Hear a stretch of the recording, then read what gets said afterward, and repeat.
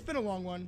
We appreciate everyone that has been here, everyone that's been here to support, and also the people that have been here to talk shit too, because you guys make this more fun for me. I like the shit talkers that come into chat and try to tell me how to run my stream. It's fun. So definitely looking forward to Coastline. Buck being the first banned by Obey. That's interesting. It is interesting. Obviously being on defense first, they want to force Disrupt into a position where they have to take Sledge as their primary soft breach. Mm-hmm. It's yet to be determined how influential that will be in the game. Obviously, Lion being banned, that's a good ban for Coastline. There are a lot of positions where defenders need to play very dynamically, and Lion obviously shuts that down. Maestro being taken off the table, they just don't want to deal with it. Mira being taken off the table, they don't want to deal with that either. These are all Maestro, Mira, Echo are common defensive bans. It's not uncommon to see 2 out of the 3 banned in a ban phase on any given, competitive match at a high level. And so that leaves Echo up on the board, and Reed promptly taking the IQ just in case. Valkyrie is still on the board as well, so those two things playing together.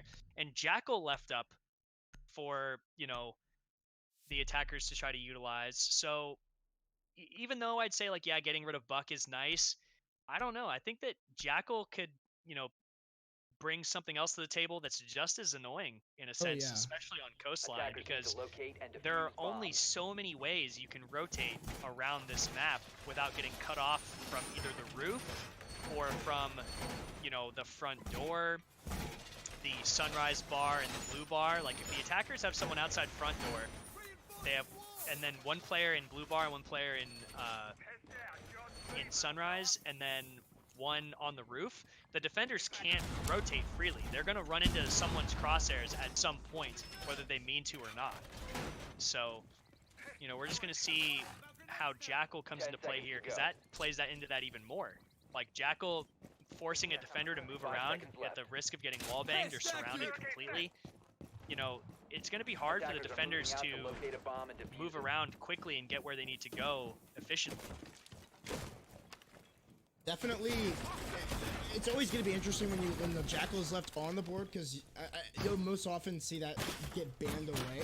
So definitely look to see that operator play an enormous role, especially with the Lion being taken off the board. Definitely going to be able to clear out some of those roamers a little bit more easily with the Jackal, excuse me. But, it looks like we're going to be seeing it pushing through offices. Looks like they're going to try to take control of below. Again, they do not have the Buck in order to play with, so they're going to be using that shotgun on the Jackal to basically serve as the exact same purpose as a Buck. That is why Jackal is so strong, because he brings not only the ability to track people, like as you see right now, he also brings a secondary shotgun, an excellent primary weapon, as well as smoke grenades. So an operator, to say the least, that is very strong on his arm. Yeah, just bringing another level of annoyance to the defenders. Legion's position has been given up as these air jabs are being positioned so that their flank is completely covered, as it looks like because there's air jabs here, they're going to look like they're going to go for an Aqua take. Carnage going to be charged with watching the flank via that drone, and now droning up the Cool Vibe staircase, trying to give a little bit of positional intel as to where these defenders are. Abonai's position has been revealed via the Jackal track, and they know that Legion is still playing behind the pink bar, because why would he leave from that position? So, Call Out now peeking in between the bomb, could have taken off the head of Carnage as he's getting in position to go for the plant. Disrupt just waiting now for just the right opportunity. As, where is Jackal? Yeti is still downstairs. His smokes need to be brought to the upstairs Aqua side to throw the smokes so they can actually get into the site, but Carnage is just going to walk his way in anyway and start going for the plant. Call Out just waiting patiently, not really looking for the shots yet, but Forrest is going to take down 2. Spades is now outside of Hookah, still trying to hold down rotations, but is unsuccessful in this endeavor, as Yeti is still below on Cool Vibes. DG looking very disjointed at the moment, not playing together at the moment, as Spades is going to go for some shots. He's going to down Fozo, but Reed's been down at the same time. Yeti's still downstairs holding the flank. Spade is going to hop on his Twitch drone to safely pick up his kill, but then the Doc is going to run out and trade it out. Oh, good read by Forrest to go for that. Getting the call out from Fozo that he's on the Twitch drone and has to be right outside the door.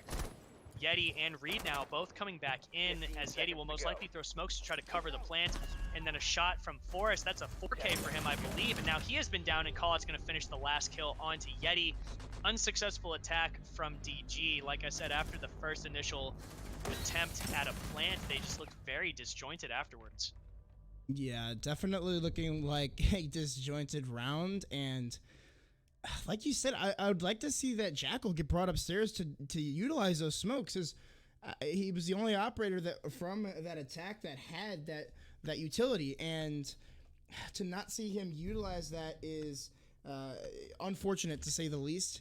Possibly using him later in the round, but again, you got to be using those for when the plant is starting to go down, and or even if just to push into sight without having to worry about some of those angles. So definitely a strong round there for Obey, going to Hookah very first, and it looks like we'll actually see the Jackal get 6 picked off to a Sledge. So another interesting choice, especially since, again, you have the Jackal on the board. He's got all of that utility, and you're going to decide to bring the Sledge instead and bring a set of grenades. So possibly a good call, as you're still going to be able to do that vertical destruction, but you'll also be able to bring the grenades in order to take out any anchors possibly hidden away on the site.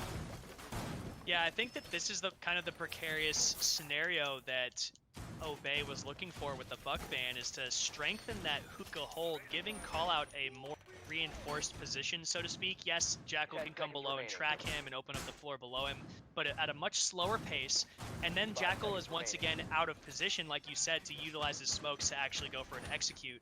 So maybe the Buck ban is proving to be more influential than we would have anticipated, but bringing Sledge right after, even though you're going to not be able to open up the verticality of the site as quickly as they would like if Buck was on the table, Sledge is still effective. You can also get rid of Castle Barricades, even though Castle is not on the board at the moment. However, we are going to be seeing Reed struggling to take this camera out, and is going to have to retreat his way back behind the Lamborghini. Good thing bullets can't go through that, otherwise he would be toast. Forrest now challenging him outside, just confidently, waiting for an inevitable push, as Reed looks like he's gotten on a drone and is going to be trying to figure out Forrest's specific location. The rest of the attackers right now are struggling to get control of VIP and Theater, as the Obey defenders now just have to lie in wait for the attackers to make something happen. As right as I say that, Yeti's going to get one onto Abinai, and Thumbus holding an angle towards the bedroom, as Yeti has taken full control of VIP. So things looking good for DG so far. They're up 1 in terms of man count. They haven't started reconstructing the site yet, but Fozo's position being revealed now via the drone could spell disaster for him, as Forrest has rotated his way all the way into Blue Bar, and Grixer is still playing inside of Theater, utilizing his ability, and has a ton of utility to help him. Oh, but doesn't quite see Twitch pushing around the corner.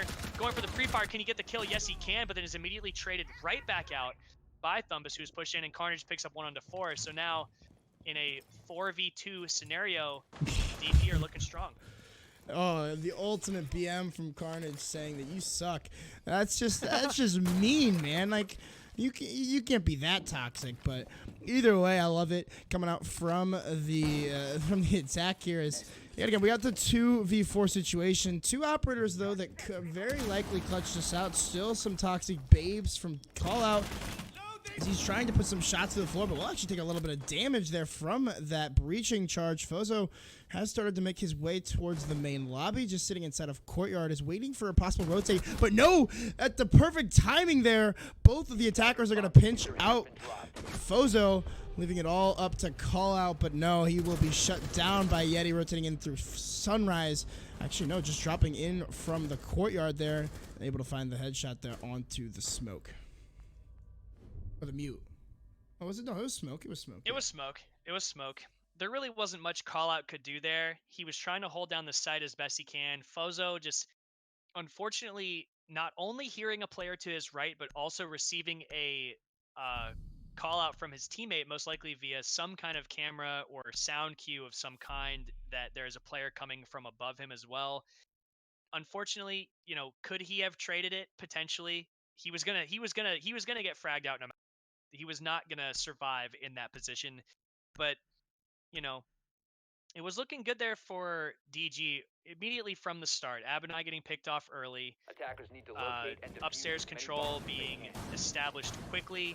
Yes, Attackers have located a bomb. I believe it was Grixer playing on Vigil did a good job of delaying with his ability for as long as possible, but they put so much utility up there. I can't help but wonder if maybe a little bit of that back on the site would have been a bit more helpful. Now, opting to, instead of defend Kitchen, go to Blue Bar and Sunrise. Castle here being utilized to cut off lines of sight from the main lobby that can be used by the attackers to shut down defender rotation. I like this. And also Sledge was not brought, so 10 seconds left. did you see if it was a 6 pick to Castle? Because that would have been the most effective way to do it. Or was it just 5 like, seconds you know, to insert. thrown in there haphazardly and no one really paid attention? Honestly, I wasn't really paying attention, so I don't know if it was a 6 pick or not. Attackers recovered the bomb diffuser. Like you said, it would have made most sense if it was a 6 pick, but yeah, no Sledge coming out, so it's going to be very hard for them to try to deal with this unless they're bringing breaching charges on Carnage or Spades. Spades has breaching charges, Yep. so they will have they will be able to take them out if they're able to get close enough, but that's a big if, because you are able to shoot the feet from just below the barricade. So Carnage or Spade's gonna have to be very careful with how he decides to deal with these, as well as Thumbus. Thumbus as well could deal with them. Yeah, right now Spades is not in position at all to open up those castle barricades. It doesn't seem to be DG's primary objective to even get control of the lobby, at least not at this juncture of time. They're mainly focusing all of their attention onto Hookah and Aquarium, wanting to gain control of the site, or excuse me, gain control above the site directly as fast as possible. This obviously will yield the best chance of them winning the round, based on how the defenders will have to play once that vertical control is established. But not having a lot of hard breach is going to be a problem. So these breaching charges are going to be used to open up the floor, reconstruct the site from above, cut off these rotations. Spades looking through a hole that was pre-made by one of the defenders to watch his aggression onto the site. Carnage now relocating his position to right outside of Sunrise, as most of the attack has formulated their plan to push into the box of Sunrise and try to plant in there, obviously. Spades taking a little bit of damage, smoke charges going, or excuse me, Toxic Babes going up through the floor, and that looked very chaotic for a moment. I couldn't really tell exactly all the things that were going on at one time, but Reed is now pushing his way in as Yeti takes one out, and he's going to get hit by the smoke. He's going to have to retreat back. Thumbus and the rest of DG seemingly stacked up right on top of each other. Yeti is going to have to be very, very careful as to not forfeit the top control, as Spades is going to get one coming from the kitchen. Big plays by him. Thumbus, another one onto Forest as the defenders are trying to rotate. It's all up to Call Out playing Clash, who's actually got his weapon out now instead, as Abinai's trying to watch his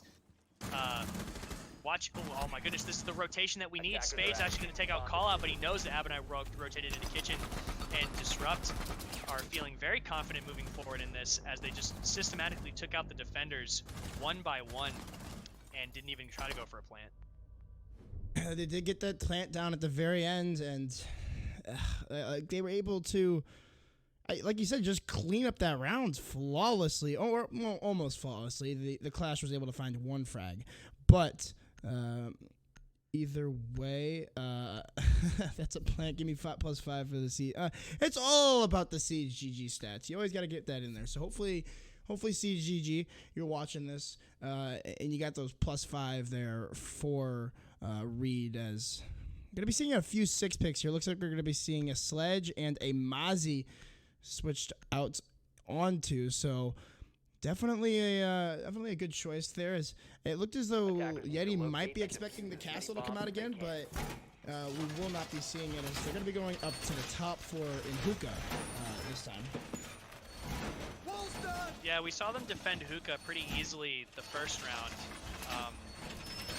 So we're just gonna have to see how they try to defend it, or how they try to defend it this time, and if Disrupt is gonna try to attack it any differently.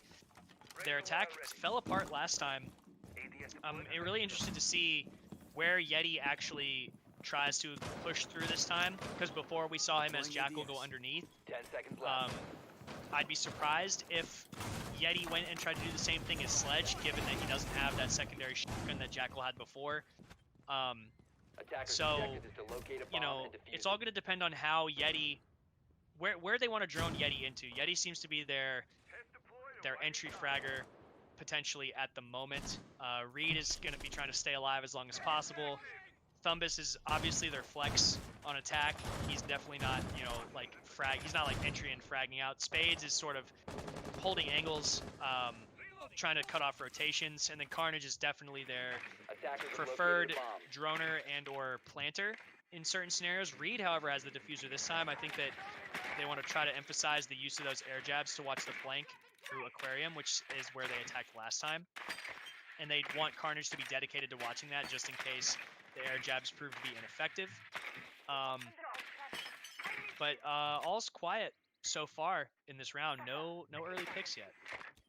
Yeah, about a minute in, and looks like Yeti's just circling through cameras as Spades is just trying to clear up some of these bottles on the bar or on the table, so that way he is able to put that claymore down a little bit elevated, so it's going to be harder for the attack or the defenders to spot it out. As looks like Carnage going to be able to throw in a few of those flashbangs to let any ADS, but no, it's actually Forrest. He gets aggressive and takes down Reed, but it gets immediately traded out by Thumbus.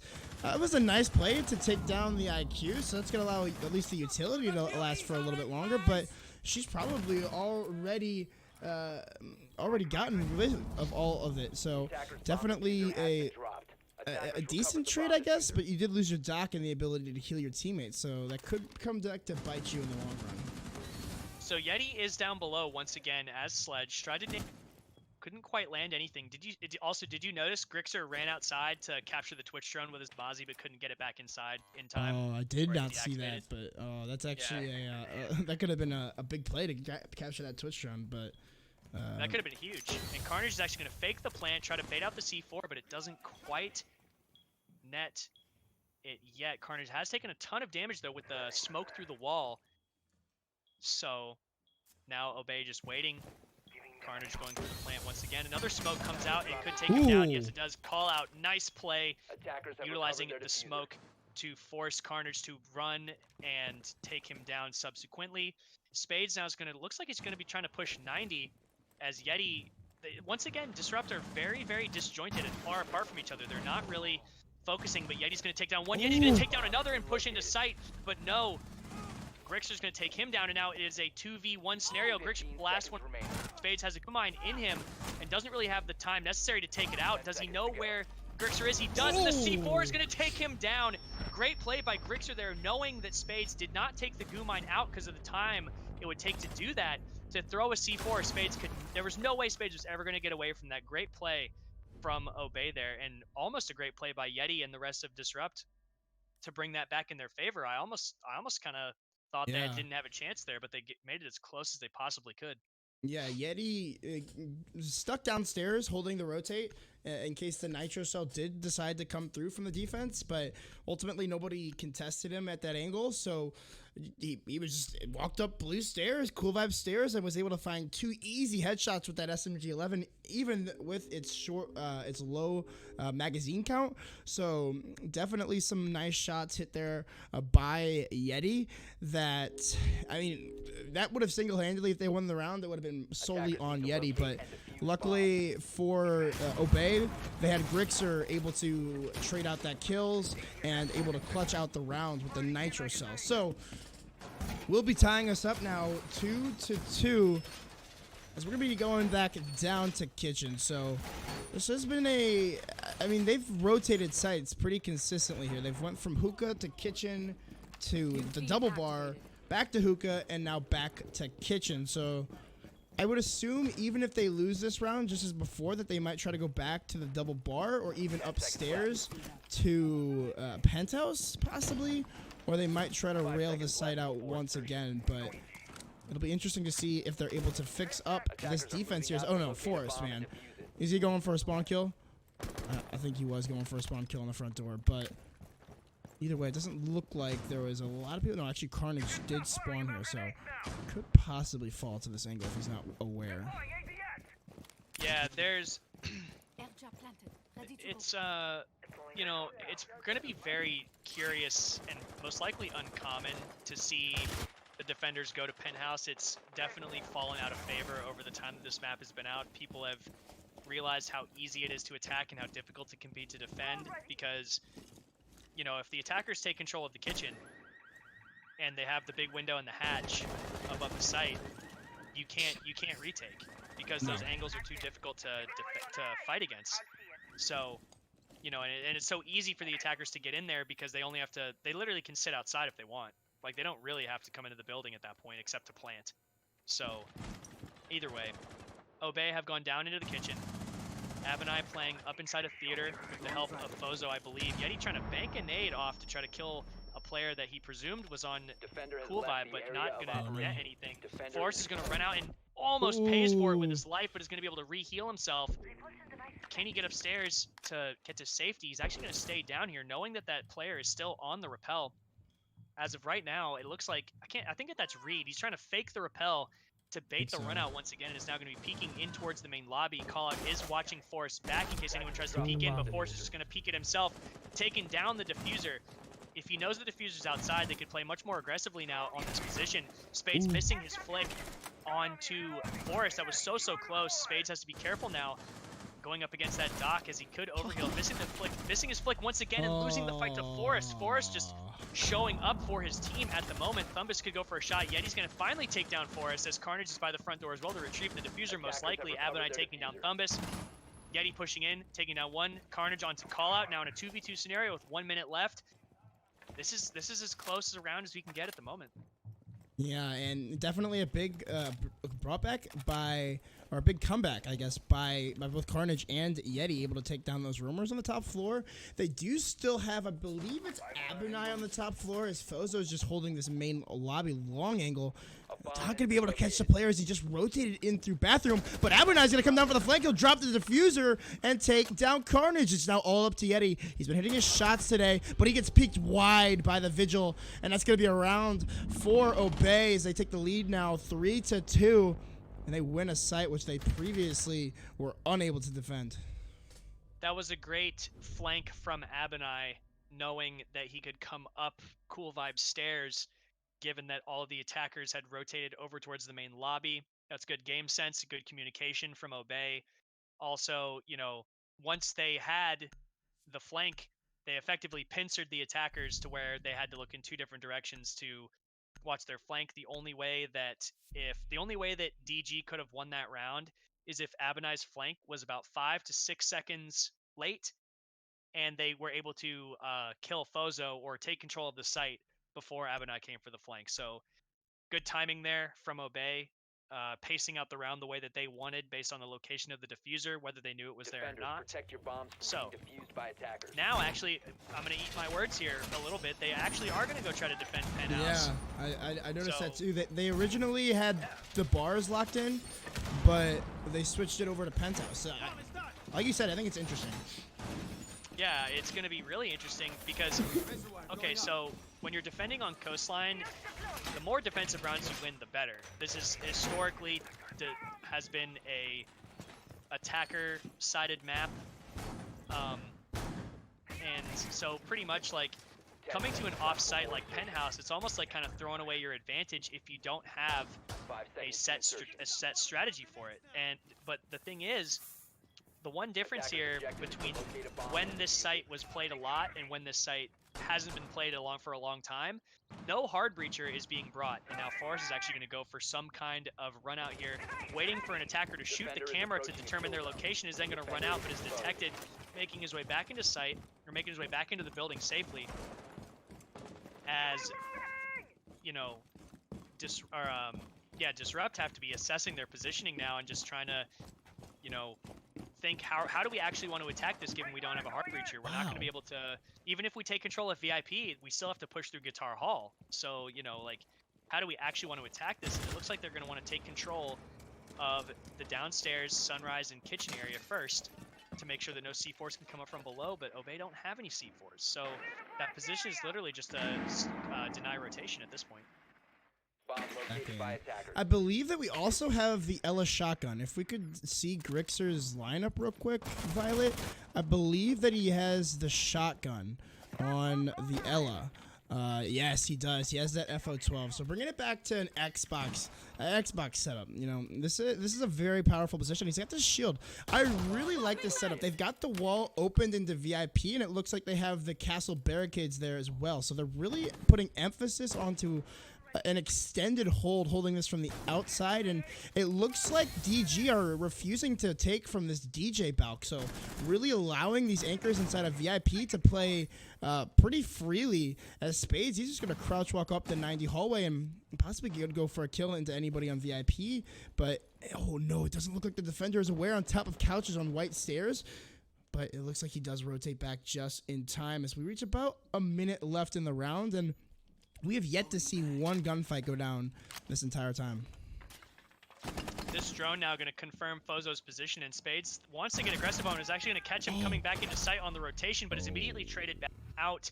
So good play from Obey there, keeping it in their favor. There's less than a minute left now. Carnage now setting up. Oh my goodness, a haphazard walkout of the site, and Callout's going to pay for it with his life, as now they have full control of the A bomb site, and the plant is going down. Abaddon's going to have to rotate. Grixer's going to have to rotate as well, taking out the shotgun, but not netting the kill quite yet. Thumbus now watching the rotation. Force picking up one, coming up on the flank. Still has two stim pistols, could stim himself up, but is now in a 1v3 scenario, and they know that where his position is. He doesn't have time to rotate anywhere else because he is a 3 armor operator. The best thing he can hope for is just that a DG player walks into his crosshairs and he's able to even it up just a little bit more, but it doesn't look good for him, as they're literally just going to watch the angles necessary to make sure that they win this round. Forrest going for a little bit of a pre-fire, can't quite land it, as it looks like, I think Thumbus retreats his way closer into the site. Carnage now taking a ton of damage, could get down from one bullet and is going to get down. Forrest is going to go in and get a double here. He doesn't have enough time for the defuse. Wow, that was a great try by Forrest, but just took too much time to execute, and DG formulating a plan very efficiently and taking control quickly. They read into this defense perfectly. They saw that there was so much emphasis on VIP and only one person playing over near theater. I guess two people, one inside of theater and one just playing on the couches. But once they went for that attack onto theater, they were able to just walk right into sight because they took those two people out and they had a rotate right in through that top of white stairs wall, right on the couches. So they were able to just walk through that rotate and just find the frags. I mean, once they took control of sight, it was pretty much over for the defense of Obey, and that's going to be DG tying things up 3-3 going into our second half. So again, just taking a look back at the rounds, it was round 1 in favor of Obey with kills, 2 with DG, 3 we got a plant and on the double bars, and then it went 2 for Obey with kills, and then the last round, of course, we just saw it was a plant, and then Obey just cleaned things up after that. So definitely a strong half from both teams. That last round was peculiar to me in a multitude of ways. One, it showcased how a castle barricade can be utilized by not only the defenders to deny an area for an extended period of time, but also protect the attackers from defensive crossfire. So if you notice in that last round, the doorway from VIP into the 90 hallway area was castled off, which gave Spades the perfect opportunity to not only use his Twitch drone and utility to get rid of both cameras watching that angle, but to also sneak his way up and wait for the rest of his team to back him up, coming up white staircase, coming from aquarium, and droning out Fozo playing above the white staircase by the couches. There's another thing about that round that I want to point out, and it's when you're on defense and you have a specific setup and you're trying to hold a certain area of the map, if the attackers aren't pushing that area, they have to be pushing the other side. So where's the, where are the comms from Obey to say, we're not getting pressured in VIP, it has to be coming from white stairs? whether they Going realized live. it at any point or not, it was too Knock, late, knock. and DG punished them for it severely. Reload. Yeah, definitely a strong round from DG. As I mean, again, we're gonna be switching sides now. So now DG, they get their turn to defend, and like you said, feel like that the coastline is gonna be. It's pretty even, obviously. 3-3 at the half is about as even as you can get. Looking at the setup here, it's gonna be seeing the first Blackbeard of the night going on for Fozo. So that's going to be interesting seeing him for the first time today and how he's going to be utilized here as, again, he's got that face shield, so is able to hold some pretty nasty angles. He actually looks like he spots the foot there on the Echo and is able to find the kill into Carnage. That's a big frag to take down a very important operator early on. He was like a lot of damage, though, from a run out, but will still be alive with that face shield and the ability to get the frag, but no, another run out will shut him down. Oh my goodness. What is Abinai's on What? the ledge? How did he get on the ledge? I don't know. I have no idea, but it's crazy. It's all of a sudden a 1v3 in favor of Obey. I mean, I don't even know how that just happened. Activating the diffuser. Spades will find one, but the plant has gone down from the IQ, and it's going to be a cleanup there for call out. A nice round there from Obey. That definitely a nice round from Obey. Fozo delayed the defensive. I'm sorry. He distracted the defenders long enough for the rest of his team to get into position to perform and execute on site. Not only that, but Abinai's position there was so ridiculous. Like, how did he get up on that ledge? Like, I'm pretty sure you can't diagonally vault to sit in that position. So I have a feeling that there's something that I'm missing here in terms of, like, maybe there's a vault from the roof, or you fall off the roof in a certain way and you land on the balcony. I don't know. Are you talking about the one on 90 hallway? Like right, right right to there? the left of Yeti, like right where Yeti's okay. reinforcing on that ledge right there. How did If he you- get up on that ledge? If you Did he jump vault on up that onto little, the- yeah, if you jump on that Yeah, little okay, plant box, alright, you that can makes you more can kind of sense. like glide onto. There's another vault option. You can kind of glide onto the ledge. I saw that today in EU or Challenger League. I guess yesterday. No, it was today. It was today. It was who was it? It was the G2 Navi match. Or no, I've no, never- it yeah, was G2 I- Empire that played, right? I'm not sure.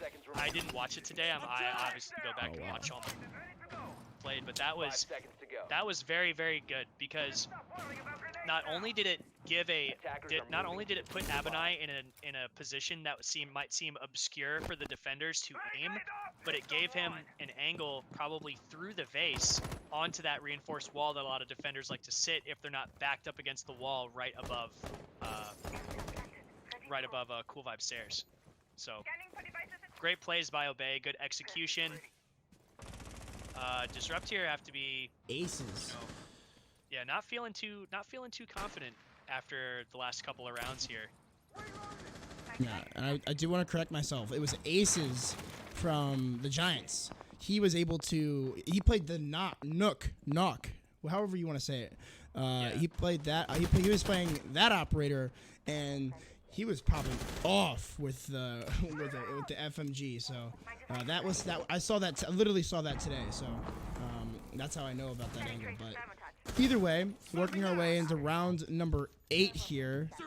Well, 1 round advantage for Obey, who are again trying to secure their number 1 spot inside of NA Challenger League, as recently Rise Nation did take it over. So this could be this could be interesting to see if DG are able to beat Obey and not allow a single point. That would be not only the 2 first losses for Obey, but also that would leave them in 2nd place inside of Challenger League.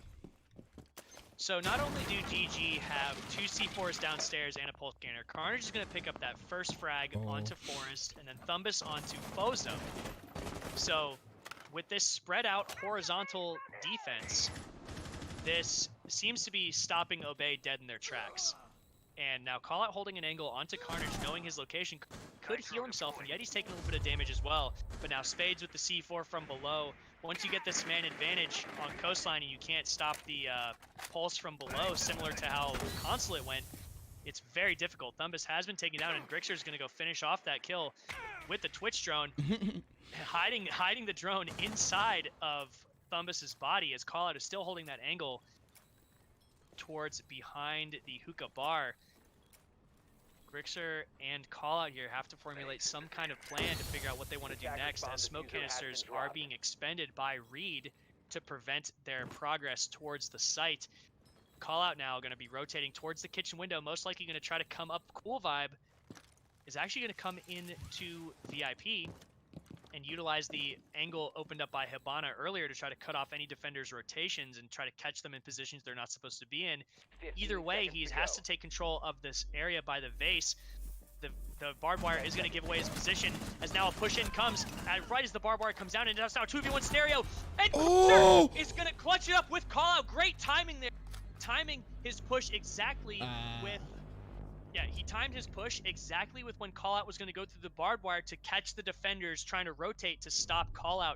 Great communication and execution by Obey to clutch up that round. That was fantastic there. That was a 2v5, wasn't it? I believe it was. That was a... How do you let that happen, DG? And just big props to Obey for winning that round out and really playing that very, very strong, and that you just can't let that happen. That would have been 4-4 and a much better looking round count. Now you're 5-3, almost match point now for Obey, as they're coming on really strong onto Coastline here. I'm loving the operator selection coming out from Obey, bringing the Dokkaebi. I think this is the right play here. Not only is it going to help them lock down the DG defenders, but it is going to give them the ability to take control of cameras that the defenders have at their disposal as well. And it's also bringing a pair of grenades, one of the newest buffs to Dokkaebi that we have not really seen utilized too much. It seems more like instead of it being a buff to an operator that people were using a lot, it's sort of a buff to an operator to make them a little bit more balanced. And so I kind of agree with it, even though I'm not the biggest fan of global abilities in Rainbow Six Siege. I think that Dokkaebi is in a good place with grenades, because just because she has grenades now doesn't mean she's useful in every single attack. Like, yes, she can be useful, but it has to be with a formulated strategy, and that's the style I would prefer the game to follow than otherwise just, picking it off because it's OP. So now a positive attack onto the site now, and the plan is immediately going down. You can take it off. Yeah, it's 30 seconds into the round, and we already have 4 deaths, and a plant coming down, trades coming back and forth. This is now all left up to Thumbus in a 1v2. He does have the diffuser, though, inside of service, so I mean, plenty of time for this round to keep going on. 2 minutes and 20 seconds. You can literally do whatever you want. 2 grenades still on Fozo, and drones still to work with as they're going to try to see if they can't find this last attacker of the Jaeger. Fozo might try to rotate in through main lobbies. He's going to get the call from his teammate, but no! Thumbus rips the head right off of Fozo, and now it's a 1v1. Definitely the health advantage in favor of the Twitch, but I don't think Grixer has any more drones to play with. He still does have 1 Twitch drone, which could soften Thumbus up a little bit, and he does have the F2. This is definitely the best gun he has. He is going to get on his... How much damage is Thumbus actually going to take? His position is somewhat known. Grixer's position is somewhat known to Thumbus. Thumbus has moved his way into Blue Bar. Did he spot him there for a second? He did see him. But did he really see him? His teammate just told him, yeah, you saw him at Blue Bar. Yeah. So now he's looking back there. But still, no, just doesn't.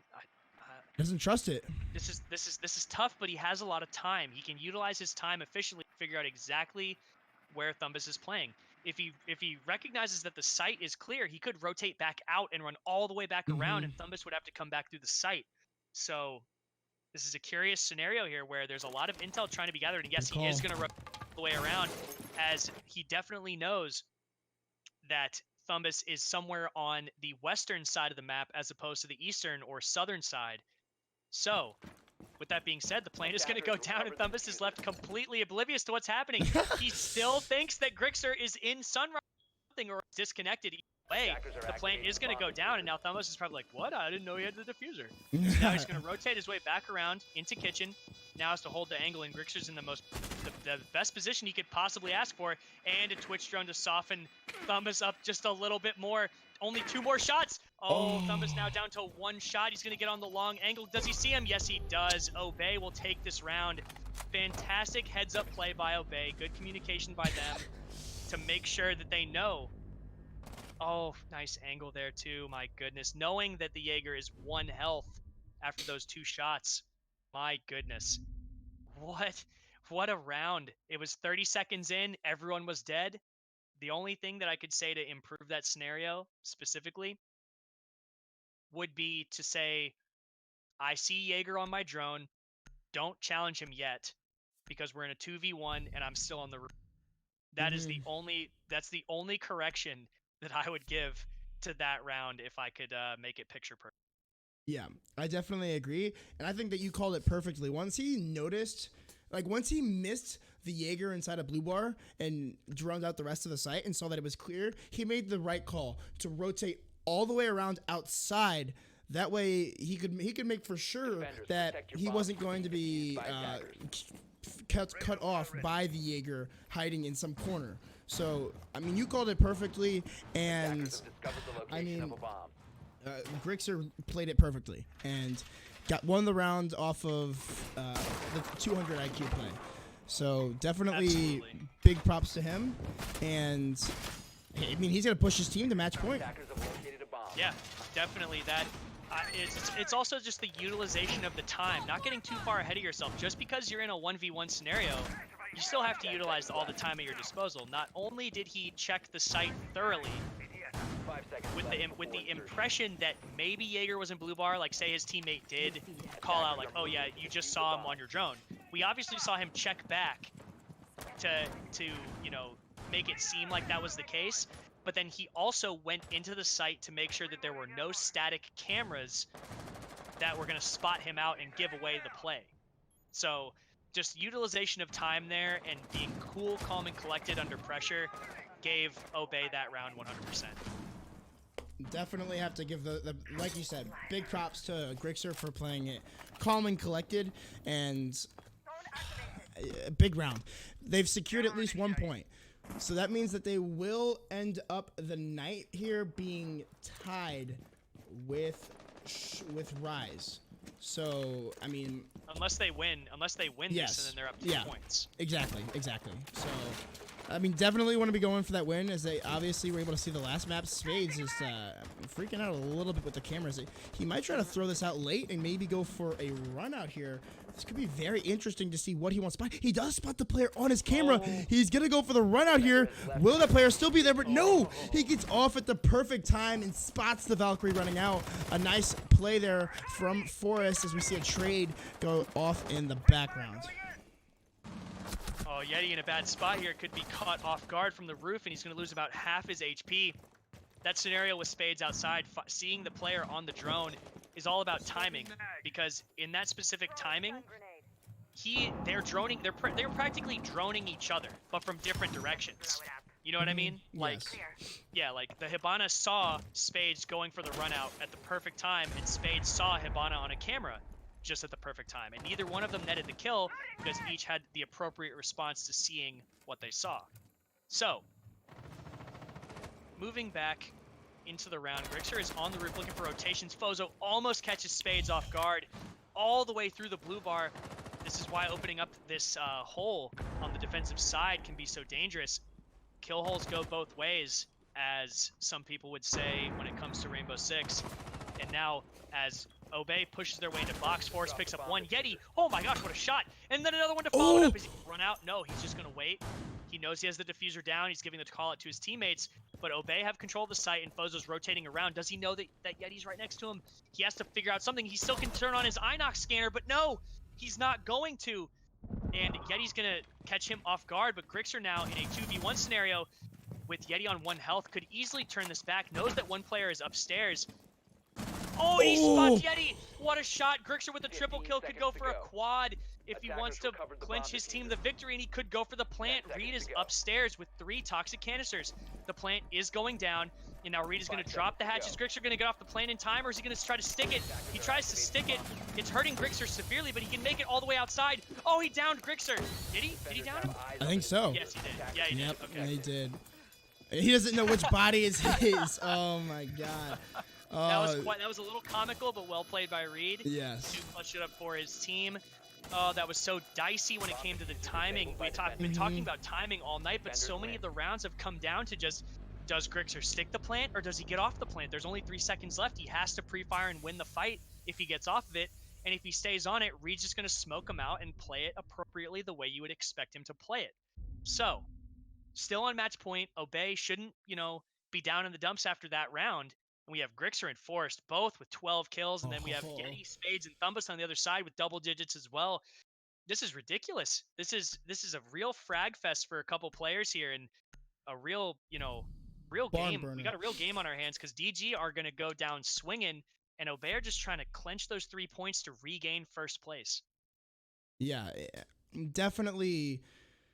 DG trying to make this a tie. They need every point that they can possibly get to try to climb the standings right now, and especially going up against the number 1 team right now. They definitely want to deny as many points from them as possible. Again, Disrupt has confirmed that they will be tied at least with Rise Nation with the 1 point that they received, with the 1 point that they will receive at least if this does end up in a tie. But obviously, they do not want that. They want to take back their first place and continue their tear inside of NACL. So definitely look for them to try to come out swinging in this round, as we're going to be going to the hookah and billiard room for our round number 11. I'm curious as to what was going on right there in the comms. Obviously, there's a bit of a miscommunication as to who's supposed to reinforce what, and while that might seem negligible to the grand scheme of the round, it could prove to be a big problem when it comes to the way that Obey are droning. Because say Spades normally gets downstairs, 15 seconds into the prep phase as opposed to the last 5 seconds, that gives the attackers enough time to reposition drones that they wouldn't normally be able to do if he was to reinforce as quickly as possible at the correct wall.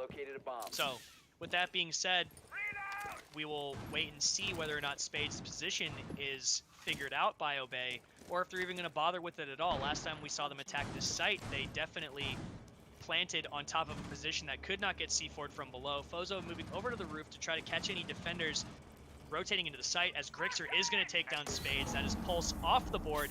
Abenai already pushing up Cool Vibe as well, but being backed off by the smoke. Force gets a double kill, but then it's immediately answered back by Thumbus and Yeti. So now in a 2v3 scenario, DG fighting for their life with about 2 minutes left in the round. Just under 2 minutes. This is Thumbus a nasty angle from Yeti. Yeah, it is, but it's, he's still very vulnerable from the roof. Yeah. And now he is droned out. He's going to have to relocate his position. He doesn't want to cross over the hallway in case someone roof. This, in my opinion, would prompt Obey to relocate and try to attack the other side. And I think that's exactly what's happening here, as Yeti's also rotating around. So great communication on both sides trying to figure out, what they want to do next. But I think that a lot of droning is just going to occur, and Yeti mainly just trying to get back to site, I think. And now not, confirming Yeti's position is going to leave Obey in a position where they're not sure exactly where Yeti is, but if they can take out Thumbus and trade it, they can still take control of the site. So Abenai playing on Cool Vibe. The plant is going down as Grixer is watching over him from the window. Yeti looking from the pool table, not quite seeing anything, and neither can Thumbus. Thumbus pushes up towards Cool Vibe. He gets one, but it's immediately traded back by Grixer, still playing on the window. Thumbus now, knowing Grixer's position, has to be careful challenging it, and is going to go for the defuse. Where is Grixer? Where's Forrest? Oh, Grixer's still on the roof, just waiting for the push. He's trying to fake the plant to make it seem like he's going for it, so they'll push him. And one goes in, but the other doesn't. They were immediately going to trade it out. He was faking it over and over and over again to see if he could, force them to push in, and it worked. But Obey in perfect position to trade out immediately. There was no way that Thumbus was going to win that. unless he got the shot that just landed the shots of his life. Great game altogether from Disrupt and Obey. Both teams receiving 3 points on the night. And yeah, I think that'll do it. That'll do it. So Obey will take back their first place inside of Challenger League. So coming back from that loss on the first map, it looks like Disrupt does get 3 points though. So definitely big for them to try to move up in the standings. But overall,